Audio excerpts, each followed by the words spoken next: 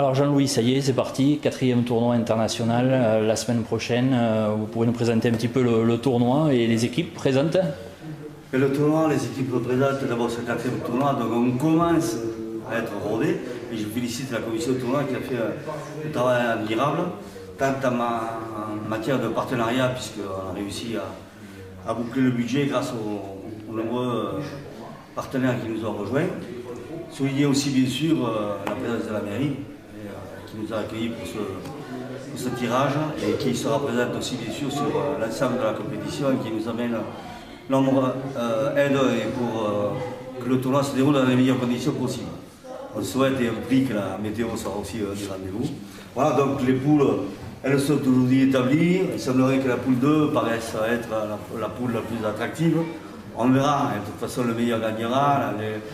Le tournoi se déroule dans le sérieux mais aussi dans la convivialité.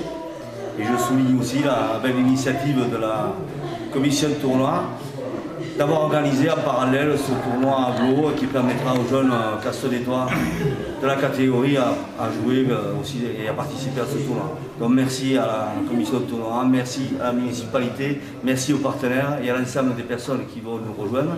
Parce qu'il faut savoir que nous serons à peu près une centaine de bénévoles qui vont participer à la réussite de ce tournoi. Donc merci à tous.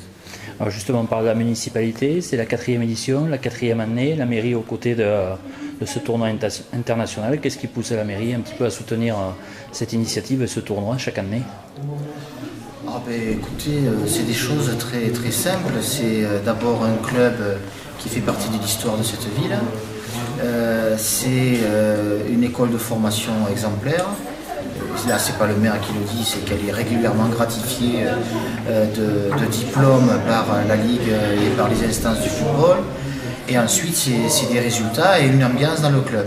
Voilà. Et malgré certaines difficultés à une époque, le club a eu le courage et encore l'envie de prendre des risques, de créer un événement, un vrai événement sur le territoire. Et donc, ce tournoi international qui en est à sa 4e édition. Donc voilà, je veux dire que la ville de Neufchâteau, par l'intermédiaire de son maire, n'a pas d'autre choix que d'accompagner ce mouvement, cette dynamique. C'est son rôle, c'est son devoir, et c'est pour cette raison que nous sommes aux côtés du club.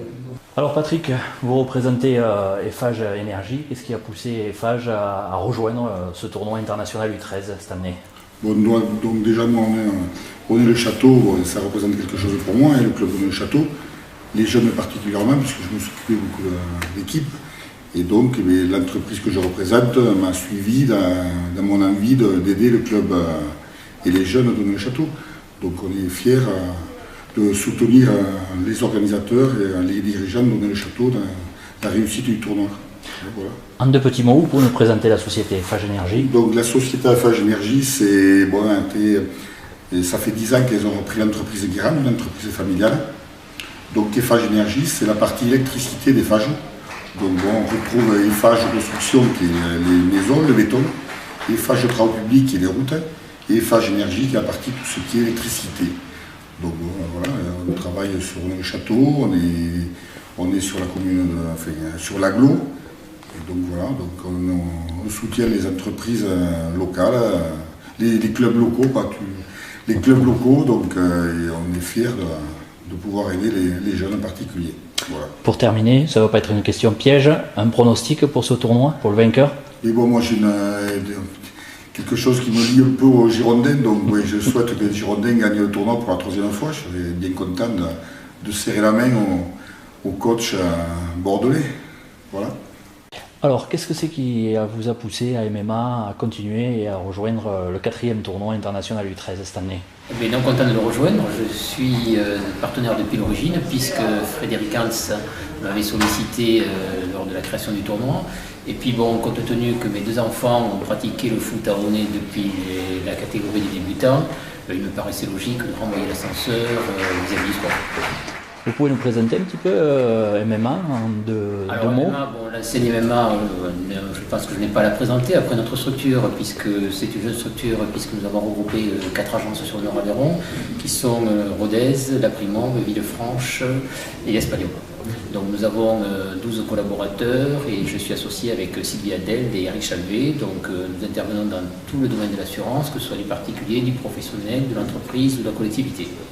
Bon alors Stéphane, première année que la société Net Grand Rodez de la fibre optique rejoint le tournoi. Qu'est-ce que c'est qui a motivé l'entreprise à rejoindre ce tournoi? Déjà, dans ce tournoi, il y a le tournoi international et le tournoi de l'agglomération du Grand Rodez. Donc nous, on est basé sur le château. On se doit d'être présent aux activités sportives puisque je suis aussi un ancien joueur du club. Et donc on se doit d'être en soutien des clubs qui vont de l'avant, comme nous allons de l'avant avec la fibre optique sur l'agglo du Grand Rodez. Tu peux nous présenter en 2 secondes la société Net Grand Rodez justement? Donc c'est une société qui appartient à Altitude Infrastructure. L'entité juridique Net Grand Rodez répond à une délégation de service public pour mettre en place les infrastructures de la fibre optique sur le Grand Rodez pour accompagner les entreprises et les collectivités. D'accord.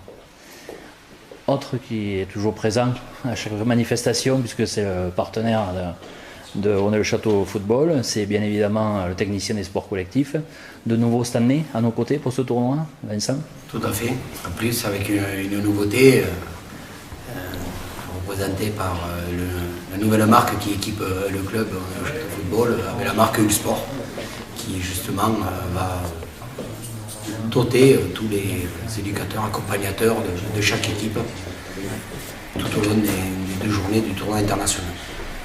Tu peux nous présenter la société justement? La société technicienne de sport collectif, quelques années qu'elle est présente. Bon, il faut savoir que ça fait 2 ans que nous sommes présents sur la commune de Le Château, exactement en 16 route de Sévérac. C'est vrai que c'est le local qui nous permet d'accueillir un plus grand nombre de clubs et d'associations et de clubs collectivités, de tout genre sportifs.